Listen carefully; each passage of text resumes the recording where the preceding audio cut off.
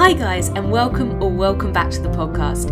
I'm your host Indira, and today I'm honoured to be joined by sport and exercise psychologist Dr. Hannah Stoyel. She's got a PhD from UCL in eating disorders and disordered eating, so we'll definitely be touching on that as well. Before we get into the episode, if you think that you'd like to get in touch with Dr. Hannah Stoyel and her team or work with them at Optimise Potential, then visit www.optimisepotentialsport.com. Further links in the description will follow below if you'd like to be taken there directly.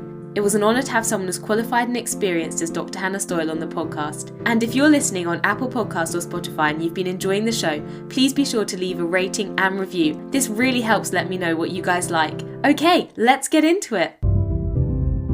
Hi Hannah, welcome to the podcast. How are you today? I'm great. Thank you for having me. Yeah, absolutely. Honoured to have you here. So firstly, can you introduce yourself and what it is you do as a sports psychologist? Yeah. So I'm Hannah. And as you can tell by the accent, I'm not originally from the UK, but I'm London-based now, have been for almost a decade. As a sports psychologist, I wear a few hats. So I have a private practice called Optimise Potential, where I have a team of lovely trainees and fully qualified practitioners that work with a huge range of athletes. Anyone who kind of comes knocking on our virtual door, we take on. So anyone from equestrian athletes to runners, to rugby players, from 11 years old up to, I've had, lawn bowlers well into retirement age. So really anything and everything we're happy to take it on. And then the other days of my week, I also work with British Swimming, with our Olympic swimming program, as well as our Olympic diving program. And I do that through what's called the UK Sports Institute, the UKSI, formerly known as the English Institute of Sport. And I also work for Oxford United, which is a League One football club, obviously out in Oxford. I work with their men's first team there. Awesome. So, a range of expertise. So this is going to be really exciting. And so let's start with, the basics. What are the key ways psychology features in performance and, the ability of an athlete to get the best out of themselves? Yeah, so I think it's important to think about what I do as, therapy or counseling, kind of in almost any other name. I happen to work with people that are also keen exercisers or athletes. Or sometimes I should also add business people, performers, dancers, musicians. So kind of areas of performance that we look into. I'll speak mostly, I'll say athletes, because that's a huge bulk of my work, but you can know I work with other populations as well. So with athletes, right, the reason you would come to someone like me is that you're a person first. And so any person who's feeling their happiest, most confident, most well-rounded just in their day-to-day lives, that allows you to then perform at that next level. And, the way our brains work is that if we're trying to kind of survive our mental state, it's really hard to then go, oh, and I want to also achieve excellence out on the track, in the pool, or whatever it is. And so the work that I do, while I don't work in mental ill health necessarily, so I don't necessarily work with kind of the depth of depression, but someone might be experiencing low mood, and that is an impact on your motivation to train day to day. You might want to come to me because you feel like every time you train really well, but you get to the start line of whatever race and the nerves get the better of you and you can't translate the training performance into the competitive performance. That's what we see a lot of times. You're not enjoying your sport. You're not working well with your coaches. Or you just there's nothing wrong, but you kind of don't know what you don't know, right? And you're kind of going, oh, maybe I could be that much better at something. I'm really interested in how I could kind of top up my mental state so that I kind of have that competitive advantage, or I'm actually just happier while I'm doing my sport. And then, of course, as you mentioned, my PhD and my particular interest is in disordered eating. And so you might also come to me because you've gone, feel like my relationship with my food and my body is getting in the way of my enjoyment and success in my sport. And so I want to talk to someone about that who really understands what it's like to kind of be there and has the expertise to help me through that. Yeah, absolutely. So quite multifaceted and definitely so important to really consider, the individual. It's definitely more than a 1% for sure. Yes, absolutely. And so is there any kind of similarities you're seeing in what athletes are currently struggling in, maybe more in the endurance side of things? Yeah, so I would say is, sports psychology as a science is, science should work just about for everybody, right? The idea is that the science is the same, but the person, of course, in front of me is always different. So I do try and think about, you tailor it to them. So every case is slightly different. But I would say, post lockdown and post COVID, which I think is relevant because a lot of, endurance athletes trained a lot of hours without any competition for a long time. There wasn't really a reason to run necessarily. And, the reason could be enjoyment, but a lot of people have come to me since going, I got these races canceled, this triathlon got binned and I didn't get to compete. And, so a lot of athletes are coming to me now going, I haven't competed in a while. I've trained a ton, but I don't really remember what it's like to be on that start line, or my motivations have massively shifted since the last time I was out there. Or maybe they got into endurance sport during lockdown because it was one of the few things that you could do was run outside. Yeah. And so I have a lot of kind of people coming in going, I took on a new seriousness to it that I hadn't had before. And my confidence of actually going, am I really a runner? And my identity there? Am I really an endurance athlete? Is this who I am? Am I ready to kind of get up there with the big dogs? Can I do this? So there's a lot of that I think is really relevant with COVID. And I would also say during COVID, people's relationship with food got tougher. So that my expertise in that area has definitely come to light. And we did see numbers of kind of eating disorder admissions go through the roof during lockdown. It was a really tricky time. So I think confidence is a really big one. And that's a big, bold term, right? And that can be confidence in, your training and fear of pain, right? Because the end of a race is going to hurt. How are you handling that? And then confidence when you get to a start line. So I kind of pulling it all back down, I guess I would say kind of confidence. But then, of course, disordered eating is something, but people find me because of my disordered eating niche. So it's a little bit of a biased sample who come my way. Yeah, that's really interesting. And can you pinpoint any reason in particular why, disordered eating went through the roof during COVID? There's really good research on this. It's coming out, it's obviously slow. We're a few years behind, as research always is. So people felt, there's a bunch of ways. Where do I want to start? Okay, so the first maybe is that originally there was a lot of kind of fear around food scarcity. That was really difficult for people. So are the foods, is any food going to be available, right? We're going back into March 2020, all the shelves went empty in the UK, and that was really scary.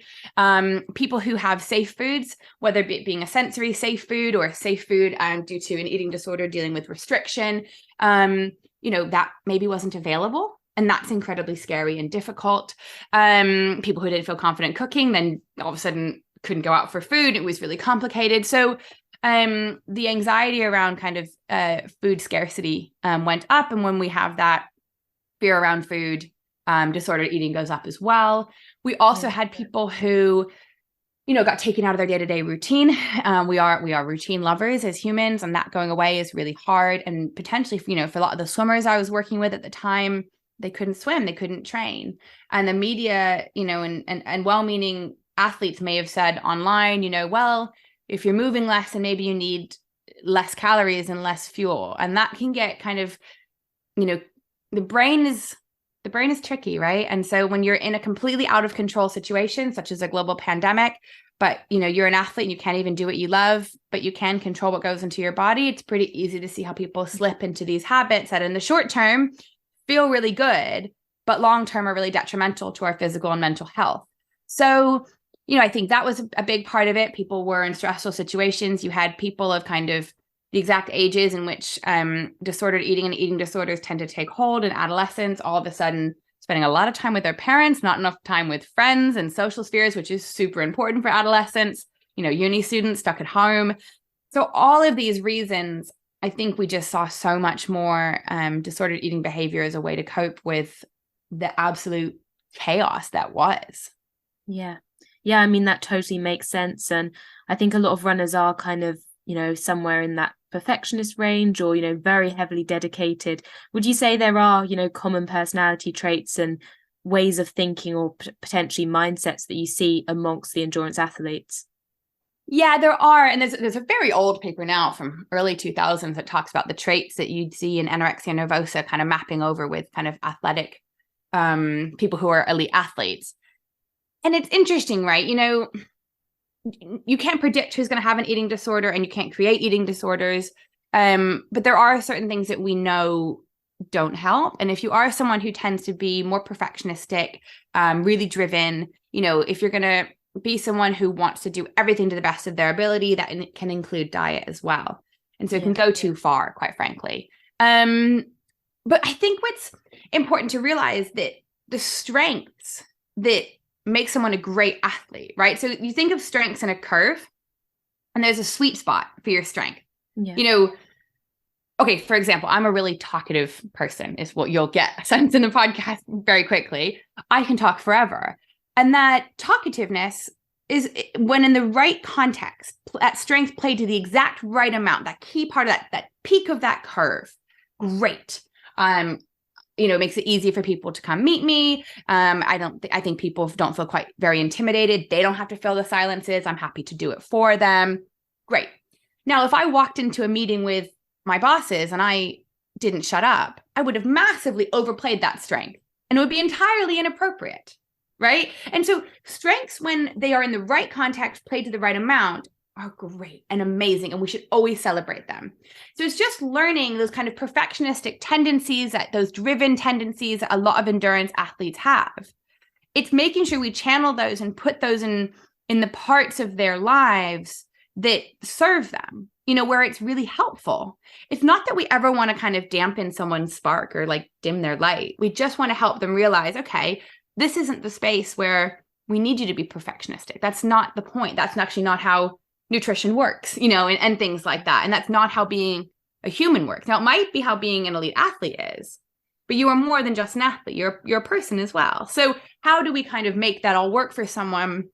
Really, that's a lot of the work that I do, is exploring, okay, so what are your strengths? Where do we where are they best in which context? And we kind of go from there. And there's a lot of overlap, but it doesn't mean it's a bad thing it overlaps to have those perfectionistic tendencies with, disordered eating and endurance sport. You just have to make sure it's serving you and being as helpful as possible. Does that make sense? Yeah, absolutely. I guess just, your role is making sure that people get the best out of themselves, and, finding ways to work with yourself and harness your strengths without them turning against you. Exactly. And so you are an expert in the area. Let's get it out. So what is the key difference between disordered eating and eating disorders, and where do those kind of fit in with the mindset?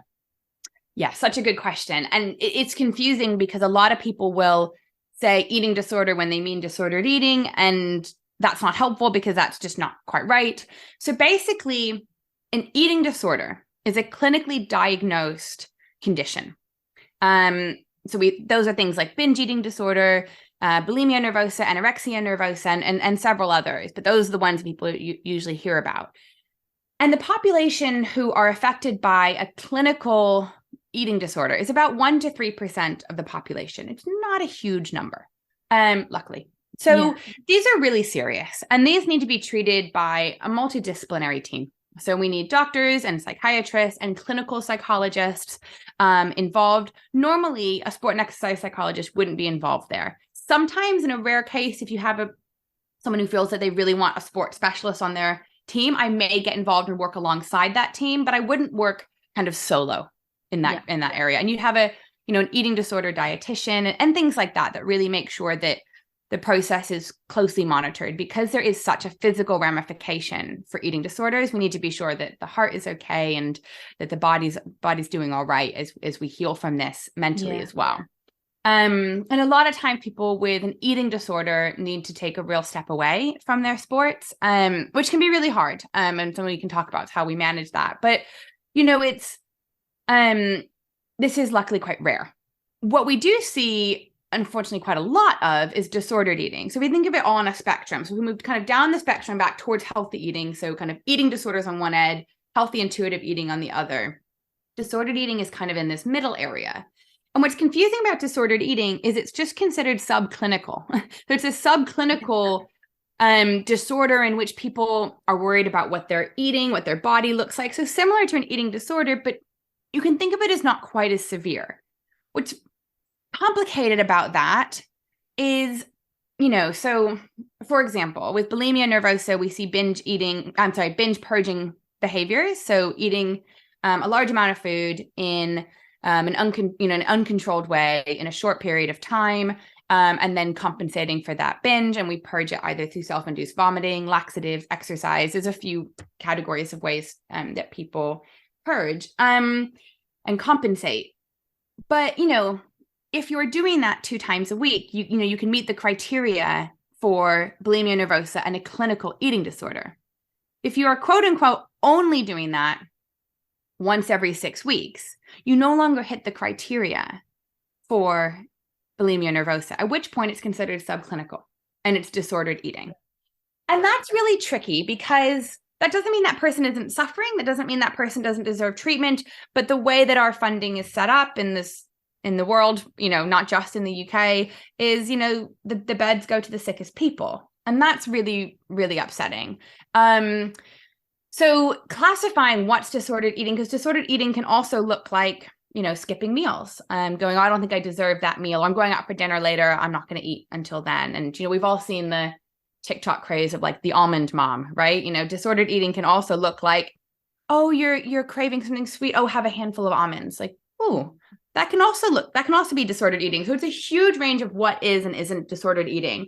And compulsive exercise often comes all wrapped up in it.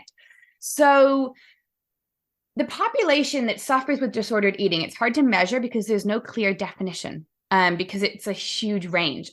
So the research can range from estimates of 20 to 60% of the population. Quite frankly, it just seems like bad science when you have a range like that. Yeah, very wide. Yeah. So, but, I think it probably is close to that 60%, but I think we normalize and accept a lot of disordered eating behaviors in the media, and within athletic populations as well. I think a lot of times, when you're sat, around, you have a brunch after a group run and people who say, oh, well, I'm running, so now I deserve this. Ooh, that's a pretty disordered thought. You don't exercise you don't only deserve food if you've exercised. You deserve food because you deserve to be nourished. As a human, as a functioning part of society, you get food. That's allowed, and so I think that it is a huge percentage. It's just some isn't as severe as others. But I do think it's important that we realize that disordered eating and how it affects body image has a huge impact on the mindset. And for athletes especially, right? The body is central to what we do, and our body is central to, it's what carries us around on the track, on going for runs. That's our instrument. And so when all of a sudden we're looking at, okay, I need to now nourish that body, not only because I need to survive, but also because I want it to perform in a certain way. Then you're, on the start line for a race or even just going out for a morning run, you have to think about what have I fueled with? How have I fueled? Am I going to get a cramp? Am I going to feel too hungry? What was the right thing? And that kind of emotional, mental baggage is there, right? And so disordered eating really plays a role in affecting people's happiness and health. And, happy athletes are successful athletes. So happiness is important. And if you're also then not training well, not fueling well, but training hard, it can play funny tricks on your brain. And, then you're really not making smart decisions because it's undernourished. So there's a lot of multifaceted ways in which disordered eating plays a role with our sport and our mindset going into sport. And the last thing I'll also say is, so I was working with some marathoners a few years ago, and I remember talking to one of the guys, and he said, I'm finishing, I got like 500 meters to go, and I'm really excited, and I can see the cameras at the finish line, and I'm going, I wonder how I'll look in those photos. What a moment, right? You have just finished a big time marathon, one of the big 6. It's really exciting. And you're thinking about what you will look like in that photo. Absolutely.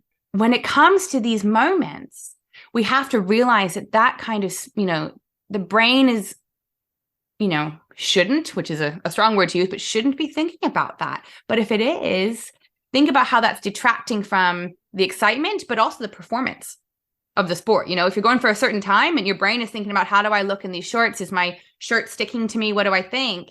That's a problem, quite frankly. So that's the kind of stuff that we're looking at and we're trying to deal with and handling those types of thoughts. Yeah, I mean, absolutely. Looks and the pressure from social media and the increased kind of spotlight on the athletes is definitely something we need to touch on. Yeah. But before we move on to that, I'm keen to talk about, for those people who are perhaps coming out of a eating disorder or in that state of, almost a half recovery where they still kind of healed themselves, but aren't fully 100%, with a healthy relationship with food. What kind of steps can people start to take to give themselves that kind of mental strength to free themselves from any kind of fears and issues around food? Yeah, so it's a good question. And I will caveat almost everything we say today by, while a lot of this is my job, please go to your own kind of mental health doctors and providers to talk this through because everyone's so different. I'm going to relay a quote to you I love a quote. So I will constantly come up with quotes and dissect them with my clients. And this quote is quite dark. And so I do need to preface it. I told it recently to an athlete I'm working with, and she went, "Oh, that should come with a trigger warning. It's quite dark, Hannah." And I went, "Oh, sorry." So I'm giving my warning. Okay. And the quote is that things scream when they're dying. And what I mean by that, which is dark, what I mean by that is, the disordered eating voice that we have in our head, it will get louder as we push it and as it dies.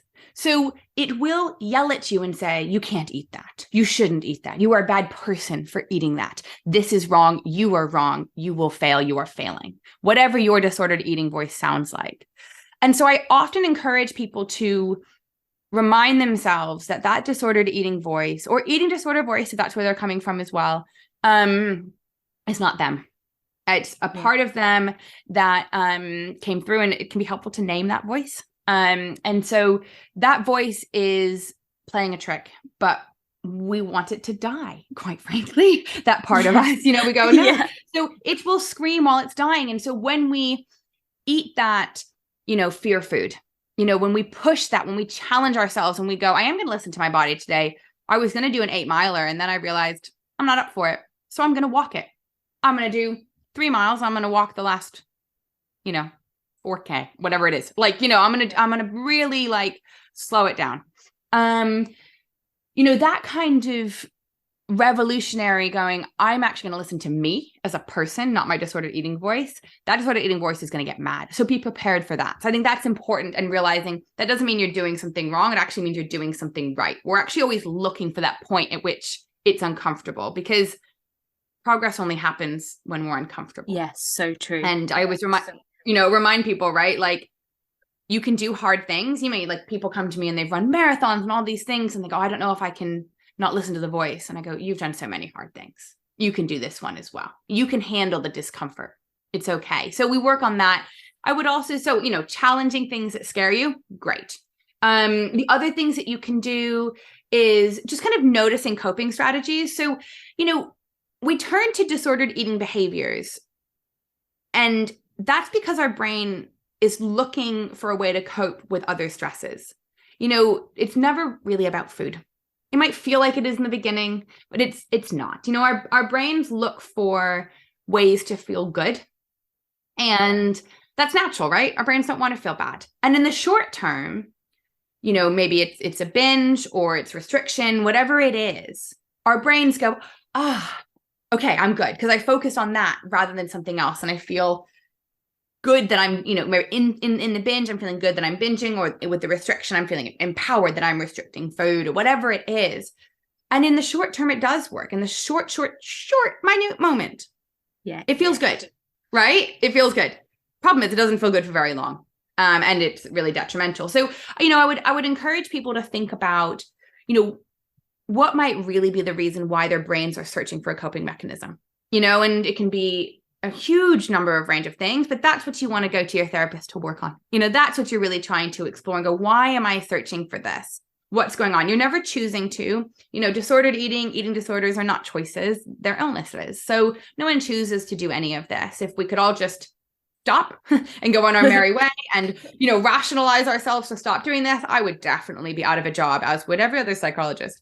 So we can't just go, "Can't believe I'm doing this. I can't believe it." It's not about that. So it's giving yourself that grace. It's giving yourself that kind of understanding that maybe something else is going on for me and tracking some of that. Because, Yeah. you know, I had a really star client a few years ago, a swimmer. And she and I were working on, you know, what else might it be that's kind of contributing to these behaviors.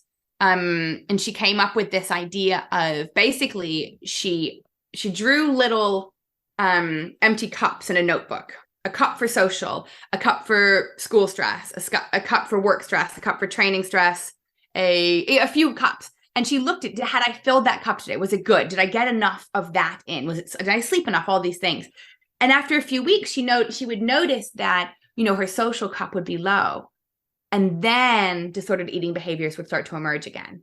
And actually looking into that was a really fascinating way of looking at it that her and I worked through together. So there's a lot of things to think about of going, you know, challenge yourself, know that you can do hard, uncomfortable things, notice what else might be going on for you. Find other things that bring you joy so that you don't have to use disordered eating behaviors to cope. You know, once in a while you might slip into that. It's okay. But what else brings you joy? What else do you want to do? And I think the last thing on this point that I think helps give everyone a bit of grace and self-compassion is, you know, the media has spun this image that our willpower over our ability to diet is down to if whether or not we are strong, good humans. And that's just like complete BS. Because your brain doesn't know the difference between a famine and, you know, a famine starting or going, oh, yeah, I decided to skip a meal because of a disordered eating behavior. So your brain, if you say I'm going to have coffee for breakfast, coffee is not a meal. So that doesn't count. But your brain's gone, okay, so I've had no calories or very few. This could be the start of a famine. I'm going to panic. And I'm going to panic like hardcore because your brain's job is to protect you. Later on in that day, if you eat more than you quote unquote think you should, that's not down to a lack of willpower. That's down to millions of years of evolution that has kept the human species going. If we didn't have that ability, if our evolutionary DNA was not one in which we searched for fatty, carb-heavy foods when available again to us after we have had a lack of food, we would be dead as a species. So I think the most important thing is to realize this isn't about willpower. You're not a weak person if you end up nourishing yourself in the way that your brain and body need, quite frankly. And that can also really help people just realize, ooh, hold on. If I so restriction leads to binge. That's how science works. Restriction, binge. And binges can happen for other reasons. But one of the key things, if you want to stop binging, as most people come to me for, you have to stop restricting, quite frankly, because that's how our brains work. And we can go into that more. But I'm going off topic because it's so multifaceted here. But basically, all these things, if you want to work on these things for you at home, what you want to be practicing is also understanding why disordered eating behaviors come, and then how you can counter them with a really kind, compassionate way. Yeah. Well, I mean, so many amazing points there. And I think in particular, the kind of relationship between potentially lacking in the social area particularly is such a strong one, because with the amount of training that's required for endurance sports, it is easy to kind of let that slip. And yeah, that's definitely such a key thing to consider if you are someone who's, struggling with that. And so I think if we bring it back to, those coming out of the state, with disordered eating or eating disorders, battling against those inner voices, some people might be able to get through that stage, but then the guilt can come and hit them later on, or maybe they've got a toxic family member or someone who's not got a good relationship with food around them.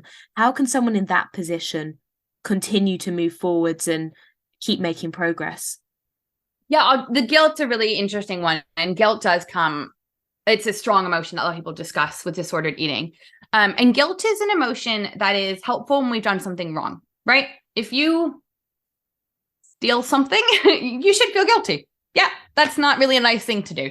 But guilt doesn't have a place when we've not done something wrong. And, when we nourish our bodies, guilt doesn't play a role. So quite frankly, one of the things we talk about is going, have I done something wrong? And just reminding yourself going, nope. My brain does an automatic kind of pattern right now of guilt, because what your brain thinks that you've done is take away, something that it thought was going to be helpful, or goes, oh, you've done something that I'm panicking about. And so the guilt comes in because it goes, maybe something was wrong, and it gets confused. So you simply have to remind it. The other thing is, we can all handle uncomfortable emotions. And that's really what it's about. So when you're feeling uncomfortable, so you can the type of psychology I practice is called ACT, acceptance and commitment therapy. So some of the things I use in that, which is a branch, a new wave of CBT, of cognitive behavioral therapy. So I'm skilled in both. And so we'll look at both ways. So with kind of a CBT mentality, we might look at that guilt and go, what's the evidence to say I should be guilty? Should feel guilty? Well, there's not, I've not clubbed a baby seal. Like, I shouldn't feel guilty. It's okay.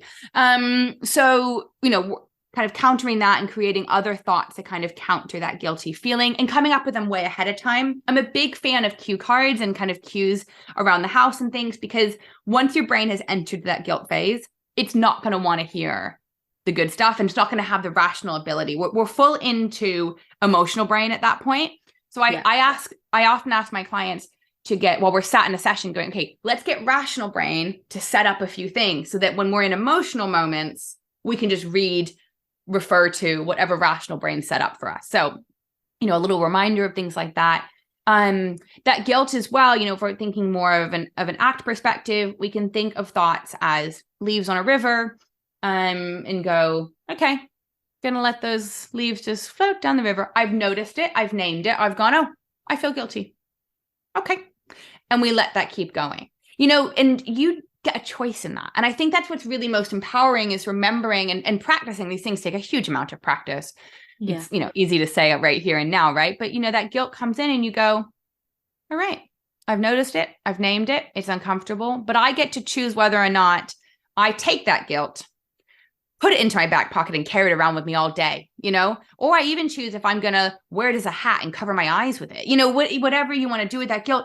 You don't have to make it the only thing you think about. So, other ways of coping. So, calling a friend, go and get your nails done, doing a puzzle. I'm naming things that I like to do. I love puzzles, whatever it's going to be, and so finding other things that you like, that's where those other coping mechanisms coming in can be really, really important. Mantras that you live by that really help you, and kind of, so the mantra I live by, and I'll show you my sticky note, it lives on my desk. And this says, don't believe everything you think. Thoughts are not facts. So, that the guilt that can come in, right? You go, oh, wait, is that a thought or is it a fact? I don't need to believe everything I think. So working on things like that can be really, really useful. And I think as well, when, you ask about family members and, of course, in a practical sense, I hope you can talk to them and go, yeah, we don't talk about food. We don't talk about bodies. And we also don't, I have a young daughter. And so, we don't talk about food being good or bad in any sense of the word, and, and things like that. So you work on setting these boundaries. And, but if they can't do it, you have to recognize what they're going through is disordered and not healthy and not right. Mm-hmm. And so removing yourself from it kind of emotionally and kind of taking a distant step and going, almost one of the challenges I had with a client once is it was a workplace person actually who would come in and say stuff during lunch meal times, and they didn't know this person well enough. They felt like they could say something and it was awkward. So basically whatever this person said, they did the opposite. They'd be like, oh, well, I can't possibly have a donut in the break room today because I've been so bad all weekend. Yeah. And so my client and I came up with this thing where she was like, well, then now I have to have a donut. Yeah. Like, now that's what I have to do, So we kind of just worked to counter it, and almost like became a bit of a joke, and it became kind of funny. And so we kind of worked through that because that was the way we handled it. And I think when it comes to toxic family members, it is tricky, and I won't pretend that it's not. And what you can do to protect yourself from it, and going from walks and, just getting out of the house. If you're with them, it can be important. And coming up with kind of one-liners as well is something I work with clients on, especially, teenagers and stuff. I might say, okay, so, someone says this, how do you counter it? And the counter is usually something like, I find it really hurtful when you say things like that. I find that really unhelpful. So a lot of I statements and learning how to use I statements, and going, I find it really difficult when you speak about food that way, or you're not welcome to speak about food that way in this house. And getting people on your side who understand where you're coming from can be important. But just protecting yourself, right? You're allowed to protect yourself from this. This is not, it's the same also when you use social media. You do not have to follow accounts that make you feel crappy. Just unfollow them. It is not needed. Even if there's some content that's interesting, if you find that the rest of the time you're kind of bummed out after seeing it, just unfollow it. There are so many nice accounts on the internet. The internet can be a lovely place. So find those, quite frankly. And I think, you owe it to yourself to create an environment around you and within you that serves you.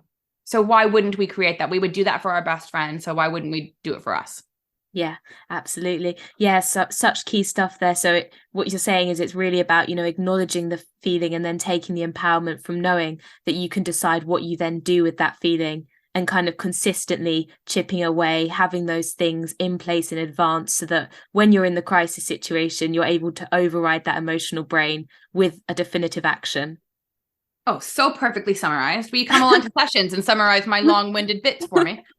Oh, no, brilliant. And so another thing that I want to kind of touch on is that idea that maybe when you are coming out of a state of perhaps disordered eating, you've got kind of body image. Perhaps you might see some physical changes in your body. And, with social media influencing things as well, how can you deal with, maybe what you have in your head as an athlete should look like, or seeing physical changes with your body?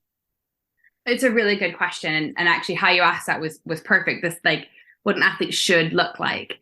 And I always think, before Serena Williams came along, we all thought tennis players should look a certain way, and boy, were we completely wrong. So I think also, just realizing that there is no one way that actually elite athletes can look. We can think that it's meant to, but it's just not true. There's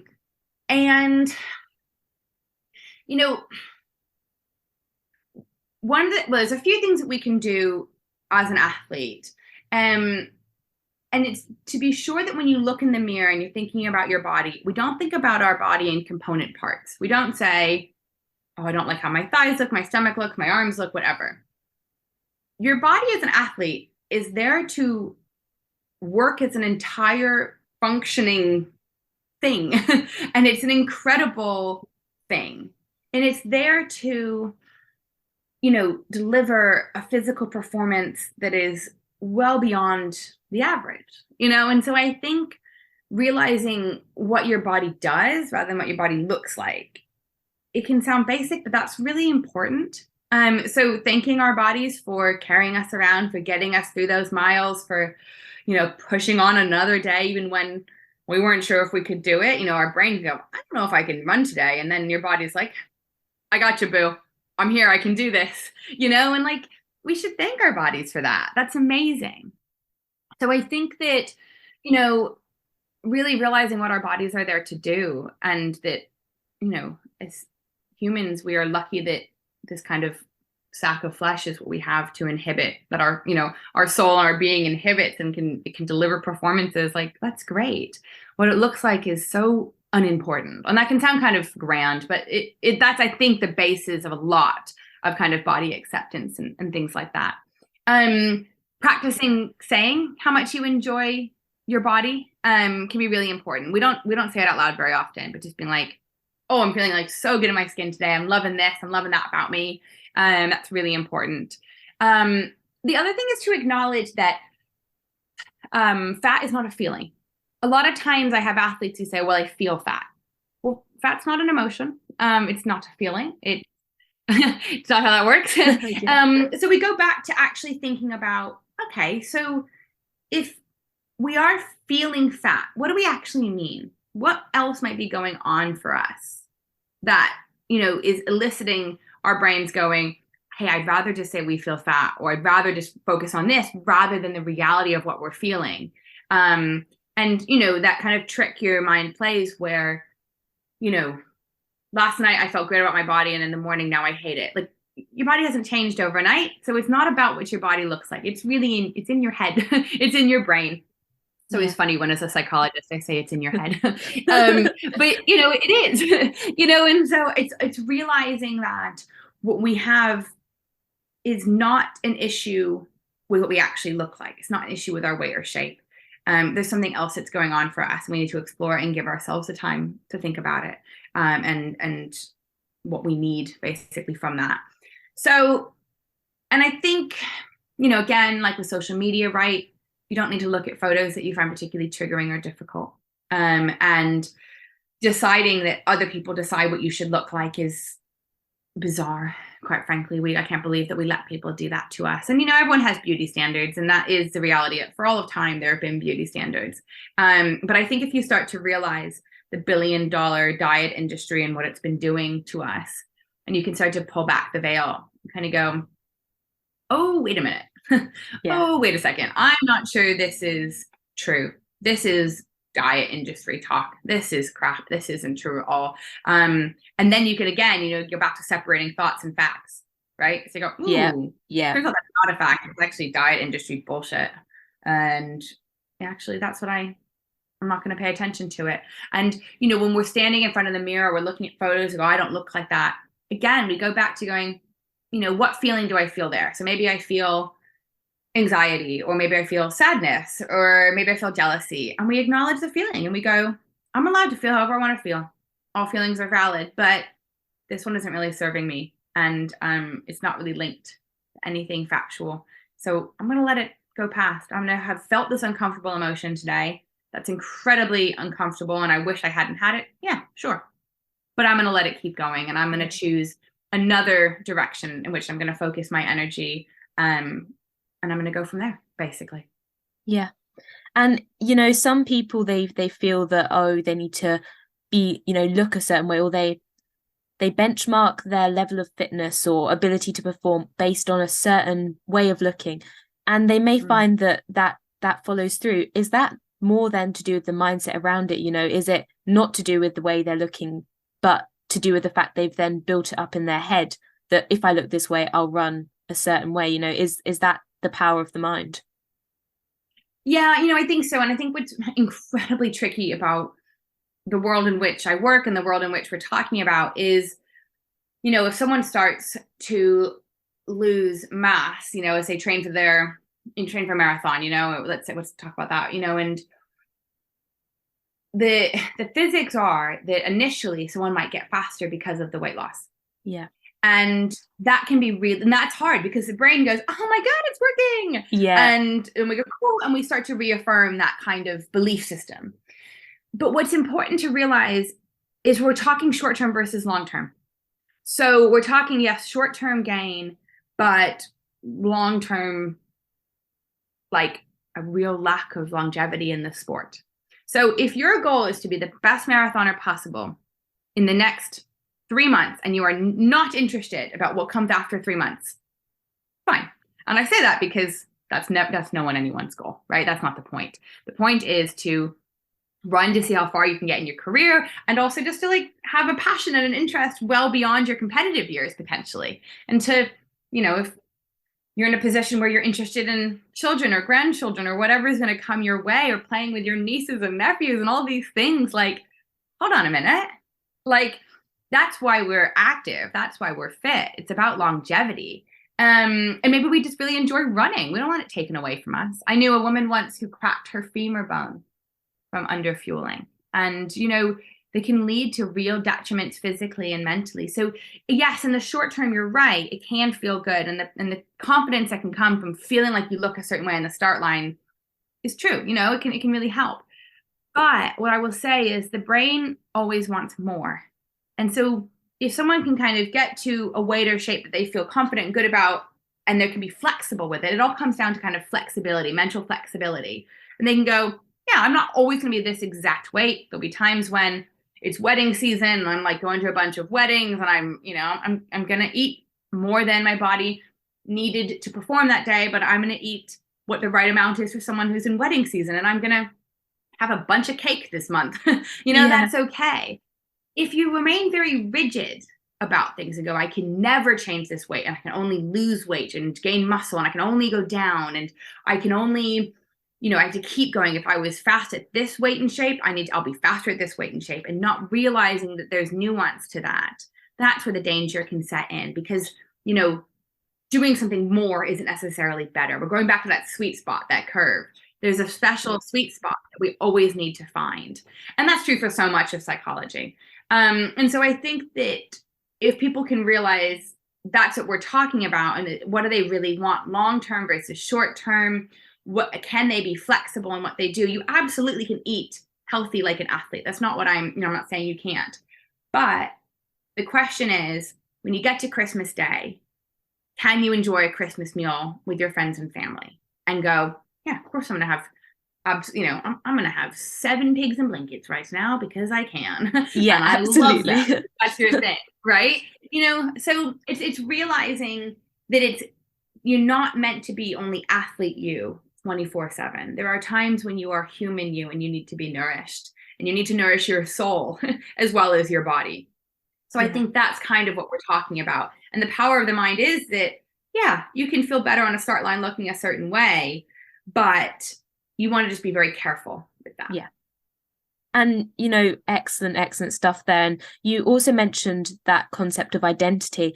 And I think something that a lot of people struggle with is, for some people recovering from things like Red S and eating disorders who are told to step away from the sport, but also people who suffer with a lot of injuries and are forced to step away from the sport, maybe in a different way because they can still train in other ways. But how can people cope mentally with that sudden kind of shift away from what they put on themselves as this is me to not being able to do it? Yeah, so one of the things that I encourage people to do while they are healthy and able to exercise and train is to find happiness outside of the sport and find what else interests them. It's really important that we have identities away from the sport. It would be so cruel to us as humans if all we would be like, oh, I'm just a runner. Like, no one's just a runner. Everyone's got more to them than that. If you're injured or forced to step away due to Red S or disordered eating or whatever's going on for you, one of the things that I would encourage everyone to think about is there's a difference between movement, exercise, and training. Those are 3 different things. So if you can't train, the question is, can you exercise? And that's a question for your, healthcare professionals. If you can't exercise, can you move?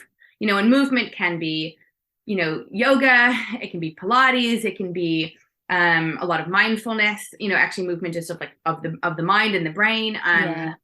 In that kind of sense of just training something else within your mind. Are you allowed to go for gentle walks? What's going on? And basically helping yourself realize that movement, exercise, and training serve us all. We need all of them in our lives. And sometimes we're lucky enough to get all 3. And sometimes we're only allowed 1. And sometimes the focus is heavily shifted towards 1. And so I think if we can realize, though, if we're, kind of confined to only the movement space, how do we find real joy in that? Find the yoga studio that you love next to the coffee shop that you love, and things like that. How do you find the friends in that space that mean something to you? And so that's really important. And I think also remaining socially integrated in the community that you are currently having to step away from can be very helpful. It can hurt as well, in terms of just it's hard to see other people training when you can't, but still go to those team brunches, still volunteer at that park run, still go along, because these people care about you much more than they care about your running. And if you don't want to end up isolated from any of that community. So that's really important as well. So I think recognizing, what you can fill your time with, you can't train and you need to limit that. There's other things that you can do. And working with your healthcare professionals to find that is totally allowed. And that's a lot of times some of the work that I do with people is also just communicating with the healthcare professionals around it and going, okay, so we can't run. What other options have we got? What can we do? And helping find things that are allowed that kind of fill that happy place for them. Yeah. So it's really about building that scaffolding so that you've got other avenues of your life while you're able to. And then if you're not able to, making sure that you do take action to find other things that fulfill you with your life.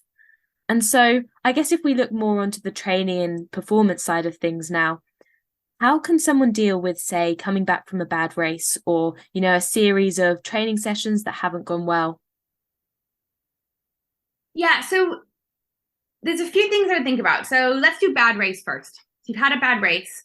A really powerful tool is reflection. So after any competition with any athlete I work with, we do a simple stop, start, continue exercise. What would you stop doing after this race? What will you start doing going into the next race? What do you continue doing?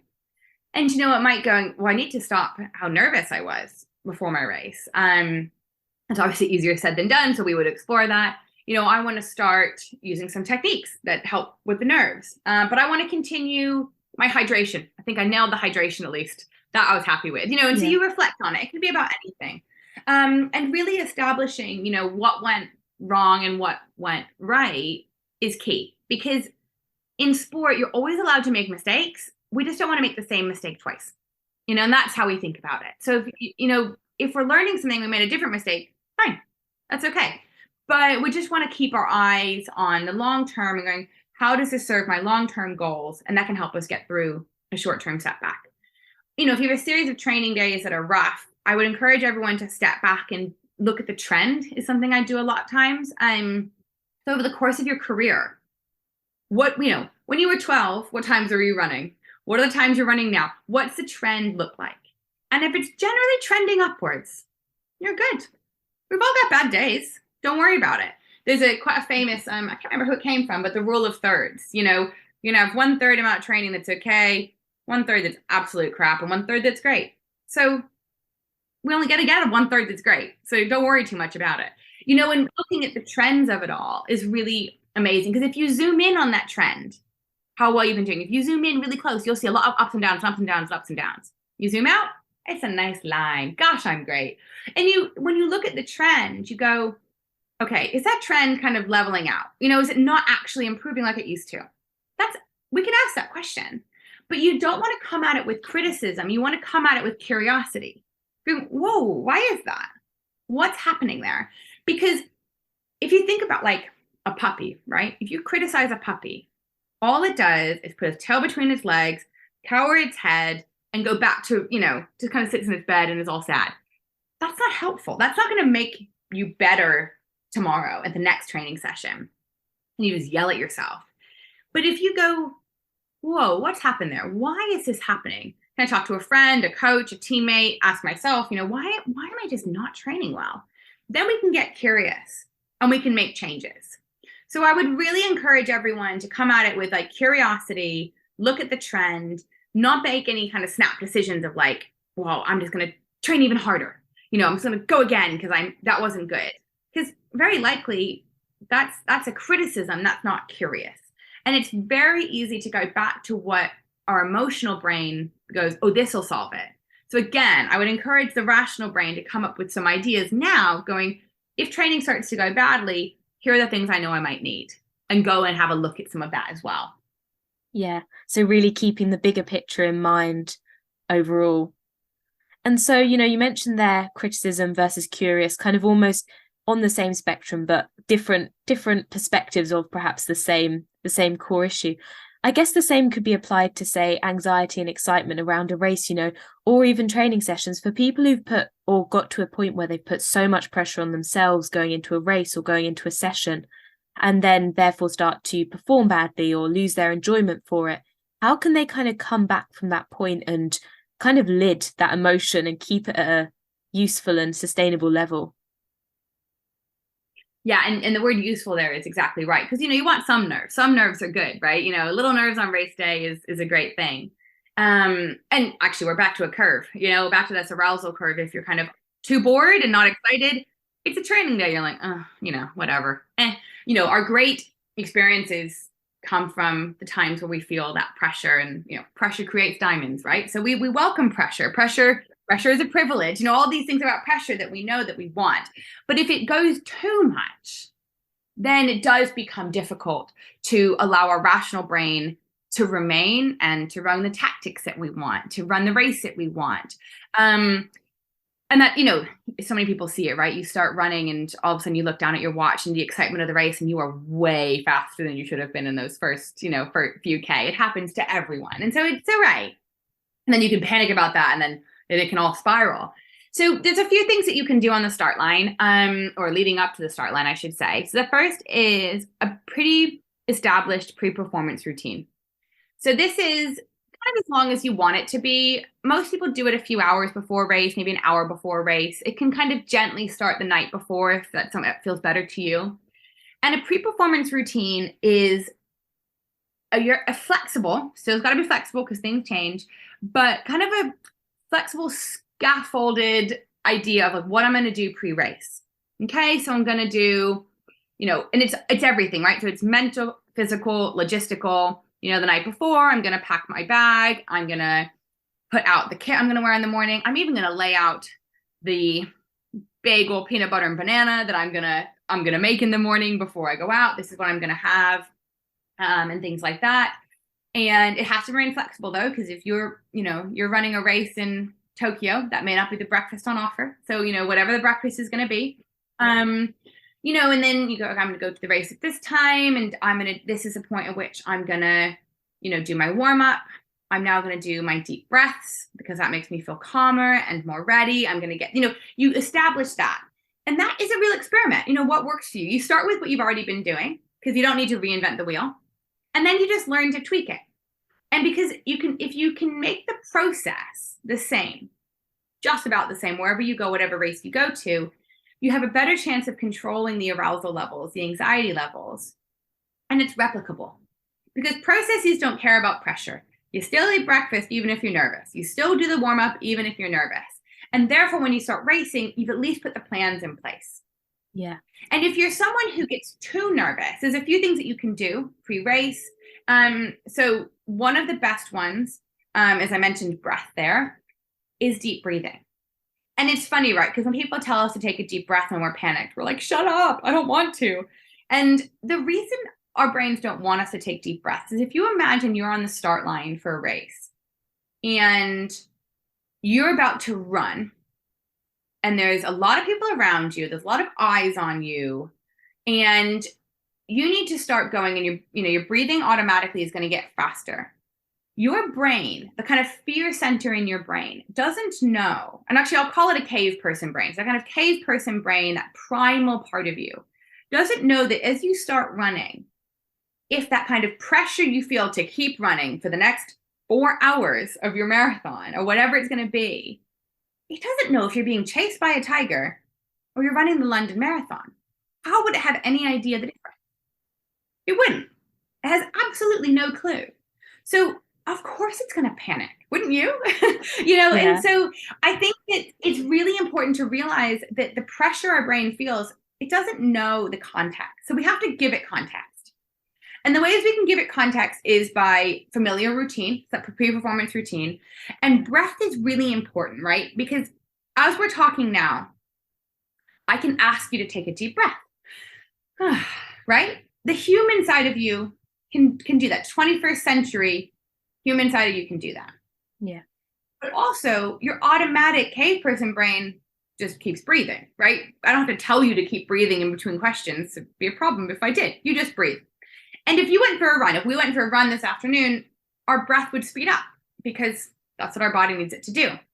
So the medium that our 21st century rational human brain and our kind of cave person primal brain share, the medium they share is breath.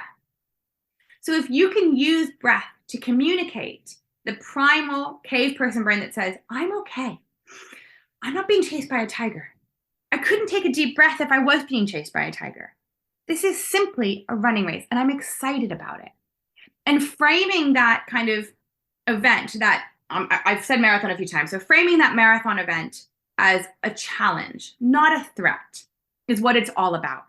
So if you can kind of help your brain realize this is an opportunity for you to show off the training you've put in, how exciting, this is part of me that I'm really proud of, it's not a threat. If this goes horribly wrong, it goes horribly wrong. Like, oh, what a bummer. But you know what? We're still going to the pub at the end. So not all's lost. And realizing, and I'll learn from it. I'll go, I got that wrong. But if we don't learn what we're getting wrong now, we'll never improve. And isn't that what this is all about? Yeah, definitely. So it's about building a framework, but a framework that's flexible and reframing those thoughts that are negative to kind of take the positive side of them forwards. Yeah, and I'll challenge you a little bit on the positive and negative wording. We we take the thoughts that are unhelpful and frame them into helpful. And the reason I will catch on that is only because some people really benefit from telling themselves like, come on, go faster. You know, they almost need that. And so that's okay if that's you, but it's just a question of whether or not it's helpful or unhelpful. Okay, interesting. And so, you know, we've got a question from a listener actually in terms of, you know, racing performance. They ask about visualization, what it is and how they can practice that. Yeah, so visualization is a psychological skill or a mental skill that some people love. And if, as I explain this, if this, you're like, I hate this, that's fine. You don't have to do it. What I would tell everyone is it takes practice. So become an expert before you throw it out. So I'll tell everyone. I tend to call it imagery and rather than visualization, because actually we want to pull in all the senses, not just the visual senses. I'm also lucky enough to work with some VI runners. And so, you know, their imagery has much more to do with kind of the sounds and the feeling of what's going on. So when we use imagery, what we're trying to do is practice the emotional reaction, responding to the emotional reaction well before event day. So that when we get to event day, our brains will respond in its preferred manner, in our preferred manner, right? It's not going to respond by absolute blind panic if we already kind of have practice going. And it's cool because, you know, if you think about raising your arm above your head, your brain doesn't really know if you've actually done it or thought about doing it. It doesn't really matter. The initial neural mechanisms there are the same of going, okay, let's go do these things. So you can do a lot of stuff in your mind, you know, that doesn't tax your body, which is very useful, right? Because you can only run so many miles. And also you can only go to the start line so many times. It's eventually like, you can only go once, quite frankly, like on the day of the event. So there's a few ways of doing imagery that I find really useful. I actually think it's very useful to do the initial lead up to the event and practice kind of bringing all the senses in. And so one of the things that you can do is kind of picture the kit that you might wear for it, the breakfast you're going to have, use that go through your pre-performance routine. Researching pictures or videos of the start line and the venue can be really useful for this. So you're going, okay, this is probably what it's going to look like. This is where the portaloos are. This is where this is. So all that information can be helpful. Or, you know, the night before when you go pick up your number or things like that, you can do a bit of that then. Okay, this is where this will be. And because when you make it more real, your brain goes, oh, I've done this before. Because you know, if you do this imagery 4 times, you've probably been to the start line 4 times. And if each time you go, I'm walking with confidence, I'm excited, this is a challenge, not a threat, I'm doing my deep breaths, I'm having fun, then your brain, when you actually get there, goes, this is familiar. And our brains love familiar. That's really what it's about. Our brains hate surprises. So you're just trying to make things really, you know, going, oh, this is great, I know this. Now, you don't only have to use imagery for everything going hunky-dory. You know, you can use imagery of things going wrong. That's definitely allowed. I get that question a lot. And sometimes what's nice is doing imagery of the what ifs. Okay, what if, you know, I'm really, you know, night before, a few days before, you notice this nagging thought. You know, what if my shins hurt? Let's go with that one. That's a big one, right? What if my shins hurt? So you go, I'm going to use the imagery of practicing. Okay, I'm running along. I'm looking at my watch. I'm on mile 2. My right shin is kind of starting to go.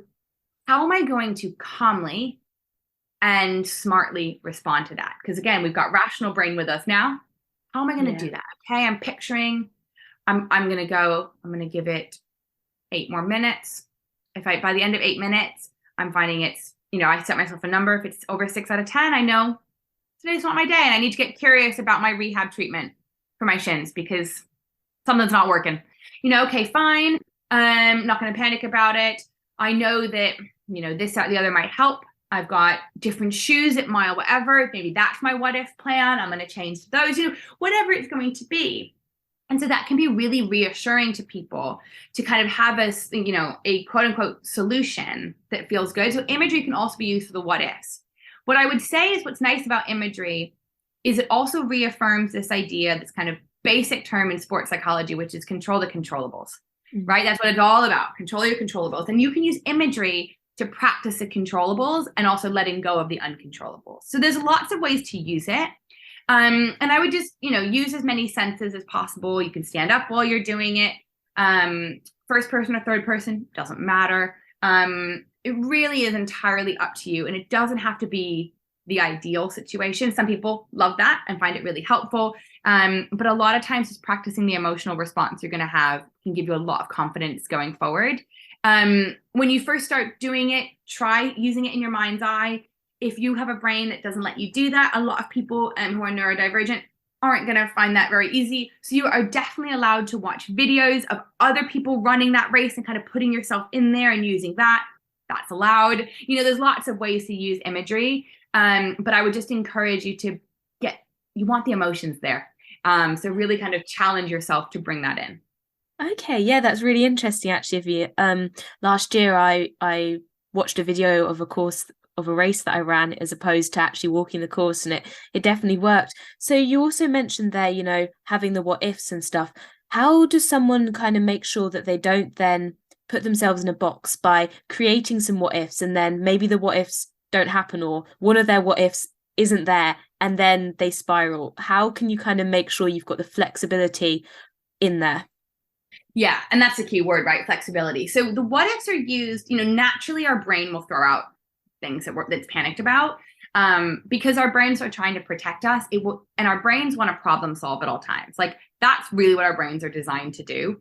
So it's going, ooh, if I think a lot about these problems, maybe magically a solution will come. So the what ifs will probably come pretty naturally. You don't need to create new what ifs. It's kind of the ones that like your brain throws out at you.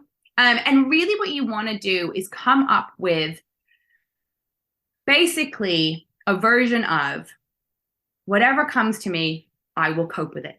Future me will figure it out. And trusting future you, because confidence is not the absence of self-doubt.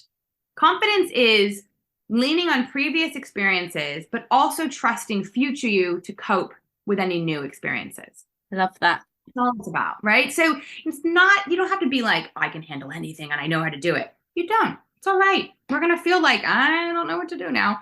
But it's going that maybe I don't have a solution right now, but future me will figure it out because I am a capable human, and that's okay. And you know what?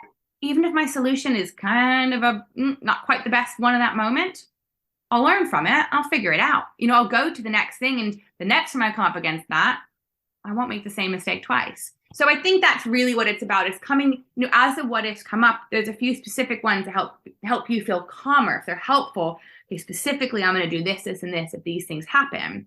But really, it's about having an overall kind of, mental method of going, I will figure it out when the moment comes. I am capable of doing that. Yeah, absolutely. And I'm conscious that we are getting a bit short on time now. So a final question is, for females and, as women, we have the menstrual cycle in there, and that can impact kind of emotions and the ability to be kind of to control your emotions and stuff. So how can kind of sports psychology or psychology around that kind of change or help or adapt to kind of support perhaps the different ebbs and flows of the menstrual cycle? Nice pun, ebbs and flows. So for people that menstruate, I think, so tracking a cycle is actually like logistically really important, because you can get a sense of, okay, at this point in my cycle, I tend to feel this way, and a little bit of a diary of going, okay, this is I tend to get more anxious at this point in my cycle. I tend to get, I'm a little bit calmer at this point in my cycle, because actually just recognizing, my God, I feel completely out of control today. What is going on? And you go, oh, I'm a person that menstruates. Let me just double check where that might be coming from. That can be really impactful, just to kind of, because our brains are always looking for solutions. We go, oh, it's because of that. That can honestly calm a lot of people down. I find that it's really simple, but a lot of people respond well to that. The other thing is, it goes back to we can handle uncomfortable emotions. There are no uncomfortable emotions that prohibit us from doing great things. So it's going, what? I feel I'm really struggling psychologically right now because where I'm at in my cycle, and potentially physically as well. There's a lot of people who menstruate who are in a lot of pain each month, and having to handle that is hard and it's heavy. But realizing, okay, I can do things even if this is uncomfortable. So again, we go back to naming and noticing what we're feeling, and then allowing space for that and going, yeah, I do feel these hard feelings, but I'm going to do what I need to do anyways. And that might not, you might still need to adapt training and adapt, what you're going to do that day, but you can still have a productive day and you can still kind of go forward. And, there have been many Olympic moments where the person has won who's been menstruating. So why couldn't you do it? And kind of getting yourself back to a place there can be really, really impactful. And I think, remembering that menstrual cycle is there to show that your body is functioning in the way it's supposed to. We do want to welcome it in many instances, but it can feel hard. I get that, obviously.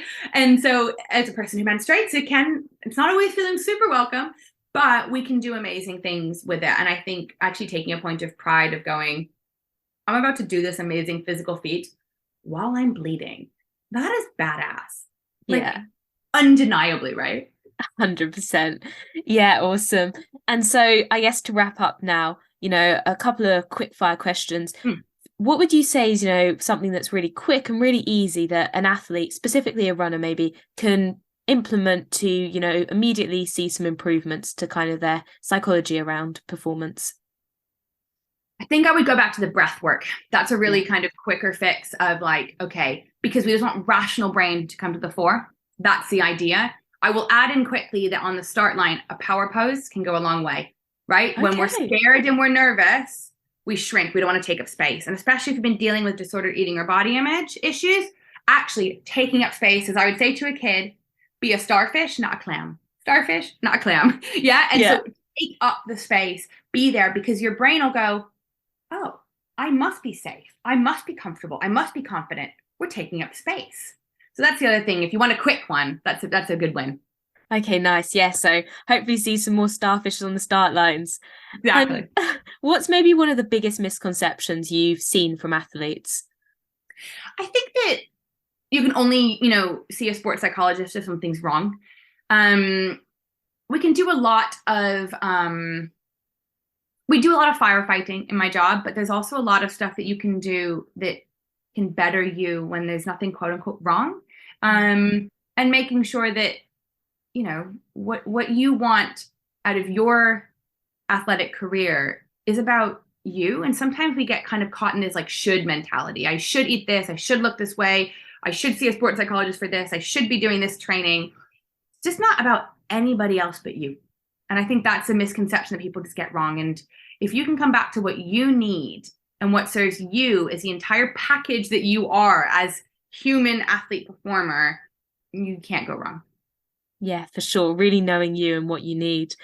And finally, what's the most important piece of advice you'd give to a female runner? I think that bringing forward this idea that we can do hard things, I honestly think is really empowering, right? When we want to empower those around us, empowered women empower women, that kind of line, right? And I think when it comes to female runners, we sometimes think that we are lesser, or we, don't deserve to take up that space, or I have to look a certain way, or else I'm not going to be taken seriously as a runner because I won't, or if I'm not fast enough, then I'm not really a runner, and then I'm not really allowed to, be in this, athletic identity space. Am I really part of this? And actually, like we can be there, and we can do it because it is difficult. Not that we can we can do really difficult, uncomfortable things. And it's not that we are too emotional or too weak to do it. It's almost because we are emotional and therefore having to deal with uncomfortable emotions all day, every day, month after month, cycle after cycle. Like, that's why we can do these incredible things. And so I think just the power that comes from going, I can do hard things, and I can do them right, and I can do them for me as a female, as a woman, and all these like kind of empowering moments, not like despite the fact I'm a female or a woman. It's like because of that. I think that's really what I want to bring forward, and that, you are a runner no matter how much or how fast you run. Yeah, absolutely. I think that's so key. I mean, that's definitely something, especially the idea of not being enough to take up the space, or being what you are is that's definitely something that's bumping around, the corporate world as well, in terms of, that difference between the female and male mindset. So no, thank you so much. It's been such an insightful conversation, and thank you so much for your time. Thank you for having me. So that's it for today. Thanks for listening. I hope you enjoyed today's episode. If you did, be sure to rate, subscribe, and leave a review. This really helps to get the content out there. I'm new to this, guys, and I want to make this podcast the best possible for you. So go follow Fitter, Faster, Happier on Instagram. That's Fitter, Faster, Happier, to leave your questions, comments, and feedback, and for updates and guest requests. All the best for the week ahead, guys. Run happy, live happy, be happy.